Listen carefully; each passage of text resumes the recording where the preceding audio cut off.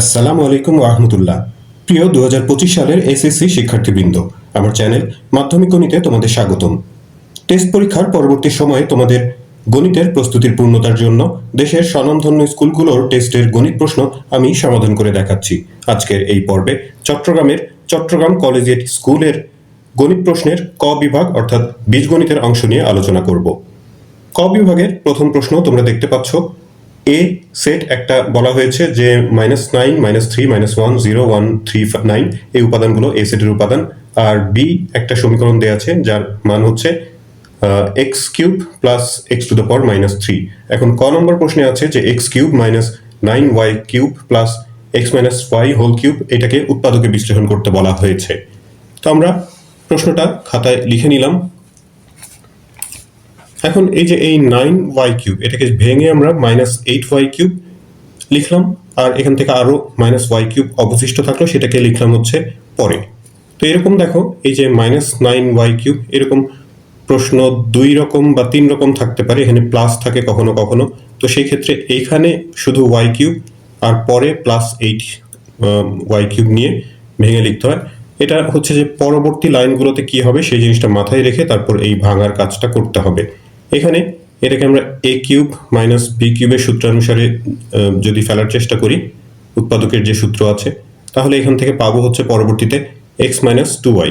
আবার এটাকে এখানে এই যে ওয়াই নেওয়ার কারণে এটাকে যদি এ ধরি, এ কিউব মাইনাস বি কিউব, তাহলে এ কিউব মাইনাস বি কিউবের সূত্রানুসারে এখান থেকে আমরা এই যে এ মাইনাস বি অর্থাৎ এক্স মাইনাস 2y পাবো। অর্থাৎ এই যে এই এক্স মাইনাস 2y এখান থেকে একটা এক্স মাইনাস 2y পাবো, পরবর্তীতে সেই এক্স মাইনাস 2y কমন নেওয়া যাবে। তো এই একই জিনিস যেন আসে সেই জিনিসটা মাথায় রেখে এই যে এই এখানকার এই ভাঙার কাজটা করতে হবে। তো আমরা এখানে ভেঙেছি এইভাবে, ভাঙার পর এখন এই যে এই 8y এটাকে আমরা 2y হোল কিউব লিখতে পারি। তারপর এখানে যা ছিল তাই লিখে দিলাম। তারপরে এটা এ cube minus B cube সূত্রানুসারে A minus B into A square plus A B plus B square, উৎপাদকের সূত্র। মাঝখানে এই যে প্লাস থাকলো, এটাও সেই একই সূত্র। এই পুরো রাশিটাকে এ ধরো, A cube minus B cube, তাহলে A minus B into A square plus A into B plus B square. তারপর এখানে বাকি সব হিসাবের কাজ, প্রথম রাশিতে যা ছিল এক্স মাইনাস 2y সেটা থাকলো। এখানে 2xy আর এটা স্কোয়ার করলে 4y স্কোয়ার, মাঝখানে প্লাস এক্স মাইনাস ওয়াই মিলে -2y হলো। এটা আবার x minus y whole square আছে, এটা আবার a minus b whole square সূত্র দিয়ে ভাঙতে হবে। আর এখানে যে এক্স মাইনাস ওয়াই এর সাথে ওয়াই গুণ করে পাবো হচ্ছে x y minus y square, plus আবার একটা ওয়াই স্কোয়ার আছে বাইরে, এই y square minus y square আমরা কেটে দিতে পারি। তো তাহলে এরপরে হচ্ছে কি, এই যে এই এখান থেকে আর এখান থেকে এটা হচ্ছে একটা পদ, তারপরে যে প্লাস আছে, তারপরে পরের অংশটুকু এটা হচ্ছে আরেকটা পদ। তো এই দুই পদ থেকে আমরা এক্স মাইনাস 2y যদি কমন নিই, এখান থেকে যে এই অংশগুলো অবশিষ্ট থাকবে, মাঝখানে প্লাস, এখানে যে ওয়াই স্কোয়ার কেটে বাকি যা থাকে সেগুলো এখানে লেখা হয়েছে, একটু একই সাথে যেখানে যোগ বিয়োগ করে দেওয়া হয়েছে, -2xy আর +xy মিলে -xy হয়। তারপর এই রাশির মধ্যে আবার যে সদিশ পদ যেগুলো আছে, যে এক্স স্কোয়ার যোগ করে 2x স্কোয়ার হয়, 2xy থেকে xy মাইনাস করলে একটা xy, 4y স্কোয়ার, এটাও প্লাস y স্কোয়ার যোগ করে পাবো হচ্ছে 5y স্কোয়ার। তো এটাই হচ্ছে একের ক নম্বর প্রশ্নের উৎপাদকে বিশ্লেষিত রূপ। খ নম্বর প্রশ্নে একটা অন্যয়ের কথা বলা হয়েছে। s is equal two xy আকারের ক্রোমোজোর, যেখানে x হচ্ছে এ সেটের উপাদান, y ও এ সেটের উপাদান, এবং y square is equal two x এমন একটা সমীকরণ দেওয়া আছে। এটাকে তালিকা পদ্ধতিতে প্রকাশ করে সেটার রেঞ্জ বের করতে বলা হয়েছে। তো আমরা s অন্যয়টা খাতায় লিখে নিলাম, এরপর যে এ সেট উদ্দীপকে দেওয়া আছে সেটাও লিখে নিলাম। এখন s অন্যয়ের যে বর্ণিত সমীকরণটা y square is equal two x, এখান থেকে আমরা লিখতে পারি y ইজ ইকুয়াল টু স্কোয়ারটাকে এপাশে আনলে প্লাস মাইনাস হয়, প্লাস মাইনাস √x। এই সমীকরণে x এর বিভিন্ন মান, এখন x এর বিভিন্ন মান বলতে যে x বিলংস টু a, তার মানে এ সেটের যে সমস্ত উপাদান সেগুলোকে x এর মান হিসেবে আমরা এখানে বসিয়ে হিসাব করে y এর মান বের করব। আমরা লিখেছি যে প্রত্যেক x বিলংস টু a এর জন্য y এর মান নির্ণয় করি। এরকম একটা সারণী তৈরি করেছি। প্রথম লাইনে প্রথম সারিতে x এর মানগুলোই যে -9, -9, 3, -1, 0, 1, 3, 9 এ সেটে যে উপাদানগুলো দেওয়া আছে সেগুলো বসালাম। তারপর এই সমীকরণের সাহায্যে x এর মান যদি -9 বসানো হয়, প্লাস মাইনাস √9, এই যে y এর মান এরকমটা হয়। তারপরে x এর মান যদি -3 হয়, তাহলে প্লাস মাইনাস √3, এরকম হয়। এগুলো আসলে অবাস্তব সংখ্যা, এগুলোর কোনো মান হয় না, অবাস্তব সংখ্যা এগুলো। এই প্রথম যে এক্স এর ঋণাত্মক মানগুলো বসিয়ে ঋণাত্মক সংখ্যার বর্গমূলই করা যায় না। তো তারপরের যে মানগুলো আছে শূন্য, শূন্য থেকে পরবর্তী যে মানগুলো আছে সেগুলোর জন্য এখানে বাস্তব সংখ্যা পাওয়া যায়। তো এগুলো এমনিতে আমাদের গ্রহণযোগ্য মান, কিন্তু এখানে আবার খেয়াল করতে হবে যে এই মান যেগুলো আমরা বের করলাম সেগুলো আবার এ সেটের মধ্যে আছে কিনা, কারণ ওয়াই এর মান সেটাও এ সেটের মধ্যে থাকতে হবে। ওয়াই বিলংস টু এ প্রশ্নে বলা হয়েছে। তো আমরা এখানে যেগুলো অগ্রহণযোগ্য মান সেগুলো কথা লিখেছি এখানে, যে প্লাস মাইনাস √(-9), তারপরে যে এটা এখানকার প্লাস মাইনাস √3, এই মানগুলো যেহেতু এ সেটের মধ্যে নাই, হ্যাঁ, এই মানগুলো যেহেতু এই সেটের নাই, তো সেই কারণে এই মানগুলো নিয়ে যে ক্রোমোজোরগুলো গঠিত হচ্ছে, এখানে একটা প্লাস মাইনাস √3 হওয়ার কথা। একটু লিখে দিই এখানে প্লাস মাইনাস √3, এই যে এটা একটু এখানে তোমরা বুঝে নিবে। প্লাস মাইনাস √3 এটা নট বিলংস টু এ, এই একটা, দুইটা, তিনটা আর এটা, এগুলো এ সেটের মধ্যে নাই। তো এই ক্রোমোজোরগুলো তাহলে গ্রহণযোগ্য না, মানে সেগুলো এই এস অন্বয়ের উপাদান হতে পারে না। এটা এটা এটা এবং এইটাই চারটা ক্রোমোজোর এস অন্বয়ের উপাদান হতে পারে না, সদস্য না। তো তাহলে ওই চারটা বাদ দিয়ে বাকি থাকলো হলো এখানকার 0 0। এখানে আসলে দুইটা উপাদান, একটা 1 1 আর একটা 1 -1। একইভাবে এখানে 9 3 আর 9 -3, যেহেতু এগুলোতে দুইটা করে মান আছে সেগুলো একটু ভেঙে লিখে আমরা পাচ্ছি এটা 9 -3। তো এই অন্বয়টা বের করা হলো। এরপর এই অন্বয়ের রেঞ্জ নির্ণয় করতে বলা হয়েছে। রেঞ্জ মানে অন্বয়ের যে ক্রোমোজোরগুলো আছে সেগুলোর যে দ্বিতীয় উপাদান সেগুলো নিয়ে গঠিত সেটটা হচ্ছে রেঞ্জ। 0 1 -1 3 -3, এই উপাদানগুলো নিয়ে গঠিত সেট, সেটা হচ্ছে এই অন্বয়ের রেঞ্জ। গ নম্বর প্রশ্নে উদ্দীপকে b = x³ + x⁻³ এরকম একটা মান দেয়া আছে b এর। আর গ নম্বর প্রশ্নে বলা হয়েছে b = 18 হলে x এর মান নির্ণয় করো। একটু কঠিনই হয়ে গেছে প্রশ্নটা, কারণ এই টাইপের প্রশ্নে এক্স এর মান যে নির্ণয় করতে বলা হয়েছে এটা আসলে এক্স এর মান প্রশ্নে দেয়া থাকে, সেটা প্রমাণ করতে বলা হয়, কারণ তা না হলে এটা হিসাব করা কঠিন। তো যাই হোক, এটা এরকম স্কুলের প্রশ্নে কঠিন প্রশ্ন থাকে, বোর্ডেও কখনো কখনো এরকম কিছুটা কঠিন প্রশ্ন হঠাৎ একটা দুইটা দিয়ে দেয়। তো সেই বিষয় মানে সেরকম প্রস্তুতিও তোমাদের রাখতে হবে। তো এখানে উদ্দীপকে যে তথ্যটা দেয়া আছে আবার প্রশ্নে যে তথ্য দেয়া আছে, দুটাকে যদি আমরা একত্রিত করি তাহলে লিখতে পারি x³ + x⁻³ = 18। x⁻³ এর মানে হচ্ছে 1/x³ = 18 হলো, এটা একটা সমীকরণ নাম্বার আমরা দিয়ে রাখলাম। তারপর 1 নম্বর সমীকরণের যে মান, সেই মান ব্যবহার করে আমরা x³ - 1/x³ এর মান বের করব। আমরা a - b² এর যে একটা সূত্র জানি, a + b² - 4ab, সেই সূত্র ব্যবহার করছি। এখানে a মানে হচ্ছে এই x³ আর b মানে হলো 1/x³। তো এই যে এই অংশের মান আমরা বের করেছি অলরেডি, 1 নম্বর সমীকরণ দিয়ে রেখেছিলাম, সেটার মান হচ্ছে 18 স্কয়ার মাইনাস এখান থেকে হিসাব করে শুধু 4 হয়। 18 স্কয়ার করলে 324, আর সেখান থেকে 4 মাইনাস করলে পাবো হচ্ছে 320। তারপর এই স্কয়ারটাকে যদি ডান পাশে নিয়ে আসি, রুট ওভার করে 320 এর বর্গমূল করলে পাওয়া যাবে 8√5। এটা ক্যালকুলেটরে করতে পারো তোমরা। এটাকে আমরা 2 নম্বর সমীকরণ দিলাম। এখন এই যে এই 1 আর 2, এই দুইটা সমীকরণ যদি যোগ করি তাহলে এটা হচ্ছে 1 নম্বর আর এটা 2 নম্বর। যোগ করলে এই 1/x³ - 1/x³ কেটে দিতে পারি। বাম পাশে x³ আর x³ যোগ করে হয় 2x³, আর ডান দিকে এই দুটা তো যোগ করতে গেলে যদি যোগ করে দিতে চাই তাহলে দশমিক আনতে হবে, কিন্তু আমরা এখানে এই সমস্ত অঙ্কে দশমিক আনি না। এখান থেকে একটা 2 কমন নিতে পারি। 2 কমন নিয়ে দুই পাশে 2 দিয়ে ভাগ করে দিতে পারি। ভাগ করে দিলে x³ এর মান পাবো হচ্ছে 9 + 4√5।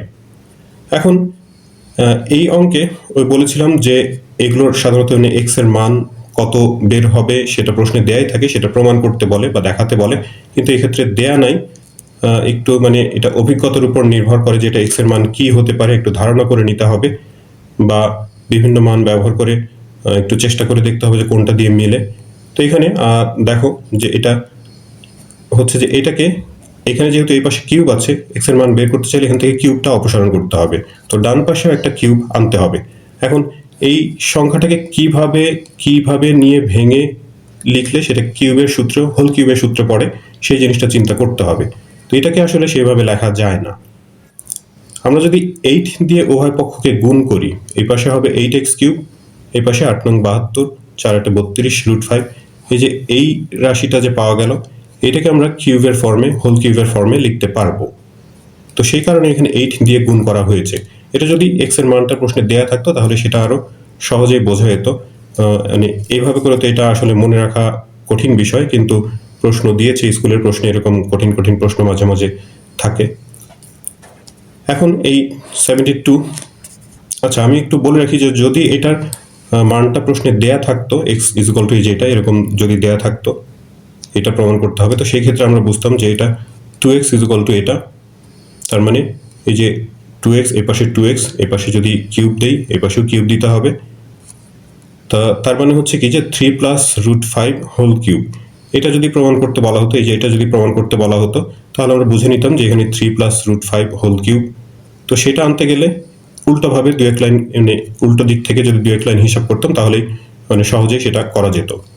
a + b হোল কিউব সূত্র অনুসারে a cube plus 3a² b plus 3ab² plus b cube, এরকমটা হতো। তারপর আবার এই লাইনটাকে উল্টো দিক, মানে তার আগের লাইন হিসাব করতাম, 3 কিউব করলে 27, তারপর এখানে 3 স্কোয়ার 9, 3 নং 27 √5, তারপর এখানে 3 3 9, √5 স্কোয়ার করলে 5, 9 5 নং 45, আর √5 এর কিউব করলে হচ্ছে 5 √5। তারপর এই 27 আর 45 যদি যোগ করি দেখা যাবে যে 72 এর সাথে মিলে যায়, যোগ করলে 72ই হয়। 27 √5 আর 5 √5 যোগ করলে সেটা 32 √5 এর সাথে মিলে যায়। তার মানে এই যে এই এখন ধারাবাহিকভাবে উপর থেকে নিচে হিসাব করলে এই লাইন মানে হিসাবটা ঠিকই আছে। তো সেটা এই মানটা যদি দেয়া থাকতো প্রশ্নে তাহলে আমাদের বুঝতে সুবিধা হতো, কিন্তু এটা দেয়া না থাকার কারণে এটা আসলে মানে বেশ কঠিনই হয়ে গেছে। কিন্তু কঠিন তো থাকতেই পারে দু একটা প্রশ্ন।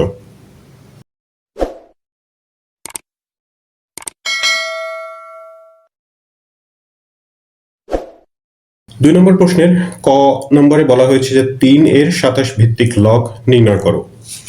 3 এর 27 ভিত্তিক লগ, অর্থাৎ লগের ভিত্তি হবে 27, তারপরে যে এই 3 এর মান বের করতে বলা হয়েছে। এখন লগের ভিত্তি হচ্ছে 27, আমরা জানি যে লগের ভিত্তি আর আর্গুমেন্ট সমান হলে সেটার মান 1 হয়। এখন কিভাবে সেটা সমান করতে পারি? 27 ভিত্তি, এটাকে পরিবর্তন করা যাবে না। এই আর্গুমেন্ট বা পাওয়ার 3, এটাকে কিভাবে আমরা 27 বানাতে পারি? আমরা জানি যে 27 এর ঘনমূল হচ্ছে 3, তাহলে 3 কে আমরা 27 এর ঘনমূল অর্থাৎ কিউব রুট আকারে লিখতে পারি। আর কিউব রুট মানে হলো 1/3 পাওয়ার, এটা 27, একটু কাটাকাটি হয়ে গেছে। তারপরে এই যে এখানে লগের ভিত্তি আর আর্গুমেন্ট সমান হলো, লগের আর্গুমেন্টের উপরে যেটা পাওয়ার থাকে সেটাকে আমরা সামনে এনে লিখতে পারি। তারপর log 27 টু দ্য পাওয়ার 27, লগের ভিত্তি আর পাওয়ার সেম হলে সেটাকে আমরা সূত্র অনুসারে 1 লিখতে পারি। তো 1 এর সাথে গুণ করলে এই 1/3 পাবো, অর্থাৎ এটাই হচ্ছে ক নম্বর প্রশ্নের আনসার। খ নম্বর প্রশ্নের জন্য আমাদের উদ্দীপকের তথ্য প্রয়োজন। বলা হয়েছে যে দেখাও যে b - c log p plus c - a log q plus a - b into log r = 0। তো উদ্দীপকের p q r এর মান দেয়া আছে। আমরা এই খ নম্বর প্রশ্নে প্রথমে p q r এর মান লিখে নিলাম। এই যে এই মানগুলো উদ্দীপকে দেয়া আছে, আর যেটা আমাদের প্রমাণ করতে বলা হয়েছে তার বাম পক্ষটা হচ্ছে এটা।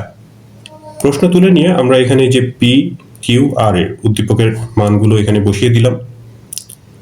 এরপরে এই লগযুক্ত যে তিনটা পদ, এখান থেকে যদি আমরা লগ কমন নেই, আমরা জানি যে লগযুক্ত পদগুলো থেকে লগ কমন নিলে যে মাঝখানে যেখানে যোগ থাকে সেটা গুণ হয়ে যায়, ভাগ থাকলে বিয়োগ থাকলে ভাগ হয়, তো এখানে কোনো বিয়োগ নাই, দুই জায়গাতে যে যোগ আছে তো সেটা গুণ হয়ে গেল। লগ কমন নিয়ে এই লাইনটা পেলাম। এখন এই যে এই ভেতরের অংশটুকু হিসাব করব। এখানে এই যে ব্র্যাকেটের মধ্যে xy two the power a - 1, তার উপর আবার b - c পাওয়ার। এর মানে এটা করতে গিয়ে অনেকেই এই ভুলটা করে ফেলো যে এই পাওয়ারটা শুধু y এর উপরে হিসাব করো, কিন্তু আসলে x আর y তো আসলে দুইটা সংখ্যা। তো এই পাওয়ার, এটা যেহেতু whole to the power b - c, x এর উপরে এই পাওয়ারটা আছে, আবার y two the power a - 1, তার উপরে আবার এই b - c পাওয়ার হিসাব করতে হবে। x এর উপরে এই পাওয়ার দিলে b - c, আর y এর উপরে এই পাওয়ার হিসাব করতে গেলে গুণ করতে হবে ab - ac minus b minus plus c। এইভাবে করে এই প্রত্যেকটা অংশের হিসাব করা হয়েছে। এখানে এই লাইনটা এই যে নিচে চলে এসেছে। তারপরে যেগুলো সবগুলো পদ এখানে গুণ অবস্থায় আছে, তো যেগুলো এই যে একই রকম পদ, সদিশ পদ, মানে এক্স চলকের পদ যেগুলো, সেগুলোকে যদি গুণ করি, একই জিনিস গুণ করলে আমরা জানি যে পাওয়ার যোগ হয়ে যায়। আবার এই যে ওয়াই গুলো গুণ করলে সেটার পাওয়ারও যোগ হয়ে যাবে। তারপরে দেখো এখানকার এই বি, তারপরে minus b, a c c এগুলো কেটে দিলে এক্স টু দ্য পাওয়ার 0 হয়। একইভাবে ওয়াইয়ের উপরকার পাওয়ার যা আছে এগুলো এই যে এ বি, তারপর minus A B, BC minus BC, AC minus AC minus B plus B minus A plus A minus C plus C, সবই কাটা যায়, তাহলে ওয়াই টু দ্য পাওয়ার 0 হয়। কোনো কিছুর উপর শূন্য পাওয়ার দিলে সেটার মান হচ্ছে 1, 1 ইন্টু 1 অর্থাৎ 1ই হয়, আর লগ 1 এর মান হচ্ছে 0। তো এটাই আমাদের দেখাতে বলা হয়েছে। 2 এর গ নম্বর প্রশ্নে প্রমাণ করতে বলা হয়েছে যে 2m by n is equal to 3। উদ্দীপকে m আর n দুইটা বেশ, মানে m রাশিটা বিশেষ করে অনেক বড় একটা রাশি দেওয়া আছে লগ যুক্ত, আর n ও একটা মান দেওয়া আছে। তো এই m আর n ইচ্ছা করলে এই প্রশ্নের যে বাম পক্ষ আছে সেখানে m n এর মান একবারে বসিয়ে তারপরে একসাথে হিসাব করতে পারি। আমি এখানে m এর মানটা প্রশ্নে যেটা দেয়া আছে সেটা তুলে এখানে mটাকে ছোট করে নিয়েছি হিসাব করে। এখানে এই যে 3√3 এর মধ্যে দুইটা √3 আছে, দুইটা √3 গুণ করলে একটা পূর্ণ সংখ্যা হয়।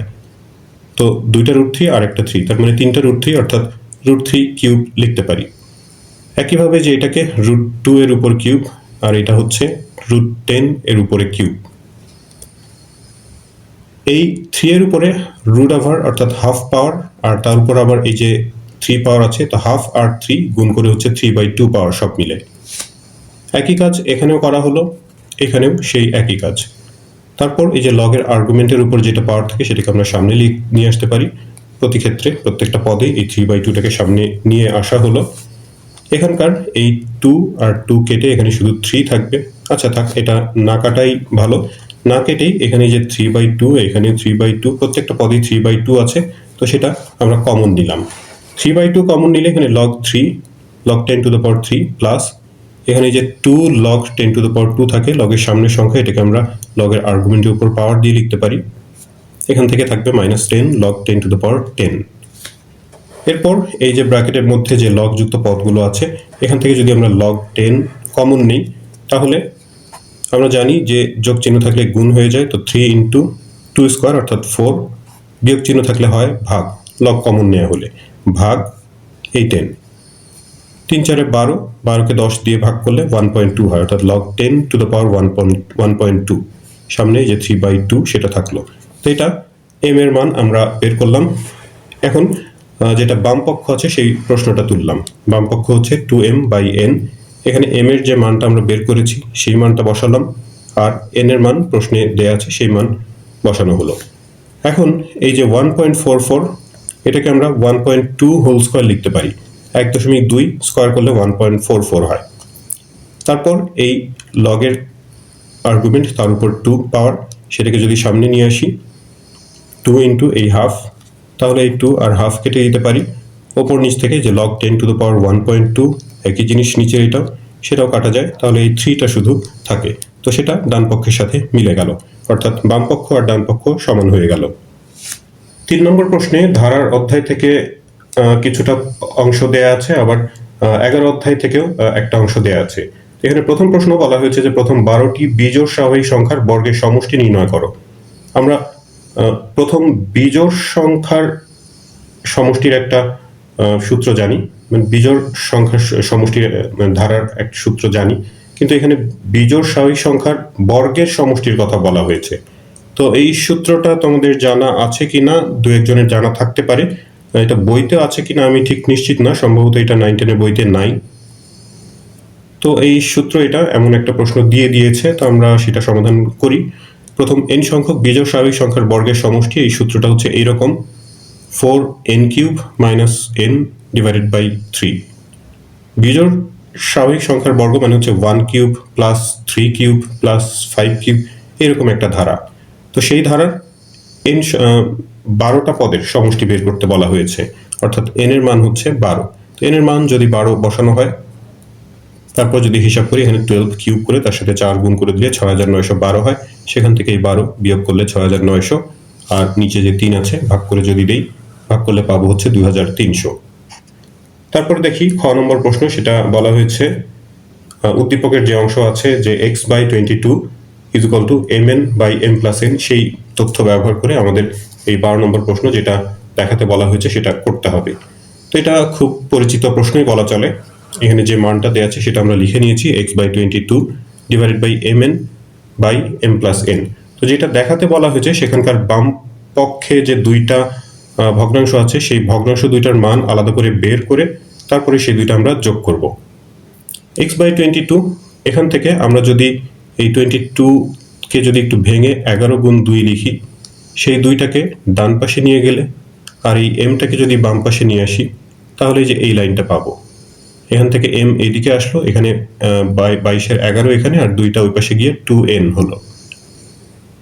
এরপর এরকম করার কারণ হচ্ছে যে এরকম করে তারপর যদি আমরা যোজন বিয়োজন করি তাহলে এই যে এই অংশটা, যেটা ওই যে বললাম যে বাম পক্ষের যে দুইটা ভগ্নাংশ তার একটা ভগ্নাংশের সাথে মিলে যায়। তো এটার মান বের করার জন্য এই কাজটা করা হয়েছে। এ পাশে যোজন বিয়োজন করলাম, তো ডান পাশে আমাদের যোজন বিয়োজন করতে হবে লব যোগ হর, লব বিয়োগ হর। তো বিয়োগের পরে যে চিহ্ন পরিবর্তন হবে সেটা খেয়াল রাখতে হবে। এখানে 2n + n 3n হলো, প্লাস m, তারপর 2n থেকে n মাইনাস করে n মাইনাস m। এটাকে আমরা একটা সমীকরণ নাম্বার দিয়ে রাখলাম। এরপর আবার প্রশ্নের অংশ থেকে শুরু করলাম। এখান থেকে আবার ওই বামপক্ষের যে আরেকটা ভগ্নাংশ আছে সেটার মান বের করব। তো সেই একইভাবেই এবার শুধু এই nটাকে বাম পাশে নিয়ে আসবো, আর এখানকার 2 একই রকম আগের মতোই এ পাশে নিয়ে আসলাম। তাহলে এখানে হচ্ছে 2m/m+n, আর নিচে এখানে হচ্ছে 11n। তারপর যদি যোজন বিয়োজন করি তাহলে যে এই লাইনটা পাবো, যোগ বিয়োগ করে 2 নম্বর সমীকরণ তৈরি করলাম।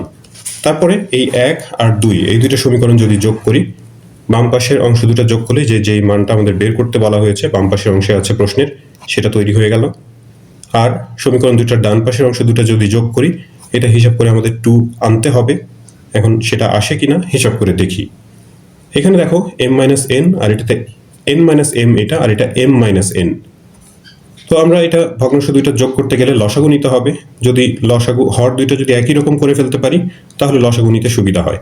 তো সেটা খুব সহজে এখানে করা যায়। একটা মাইনাস যদি এখানে কমন নেওয়া হয় তাহলেই n-m হয়ে যায় লসাগু। সেক্ষেত্রে দুইটা হর একই রকম হয়ে গেলে লসাগু নিতে সুবিধা হবে। তো আমরা এই যে মাইনাস কমন নিয়েছি, কমন নেওয়া মাইনাসটা মাঝখানে প্লাসের সাথে গুণ করে প্লাস মাইনাসে মাইনাস হয়ে গেল। তারপরের লাইনে লসাগু নেওয়া হলো n-m, লসাগু আর হর যেহেতু একই, তো সেই ক্ষেত্রে লব যা আছে সেগুলোই হবে, শুধু এই মাঝখানে মাইনাসের কারণে পরের এই চিহ্নটা চেঞ্জ হয়ে গেছে। তারপর এই 3n থেকে n মাইনাস করলে 2n plus m minus 3m মিলে হচ্ছে মাইনাস 2m হয়। এখান থেকে একটা 2 কমন নিতে পারি, কমন নিলে n মাইনাস m থাকে। নিচে তো একটা n মাইনাস m আছেই, তাহলে এই n মাইনাস m যদি আমরা কেটে দিই ওপর নিচ থেকে তাহলে 2 হয়ে যায়, অর্থাৎ যেটা আমাদের দেখাতে বলা হয়েছে তার সমান হয়ে যায়। এই অংশের শেষ প্রশ্নটাতে বলা হয়েছে সমান্তর ধারাটার p-q তম পদ নির্ণয় করো। এটার জন্য উদ্দীপকে যে তথ্য দেয়া আছে, একটা সমান্তর ধারার p তম পদ p+q হোল স্কয়ার আর q তম পদ p-q হোল স্কয়ার। তো যেহেতু এখানে ধারা দেয়া নেই, আমরা এখানে সমান্তর ধারাটার প্রথম পদ a আর সাধারণ অন্তর d ধরে নিলাম। তো ধারাটার p তম পদ p+q হোল স্কয়ার প্রশ্নে দেয়া আছে, আর সূত্রানুসারে আমরা n তম পদের যে সূত্র জানি a plus n-1 into d। এখানে p তম পদ, সে কারণে এখানে p লিখে দেয়া হলো।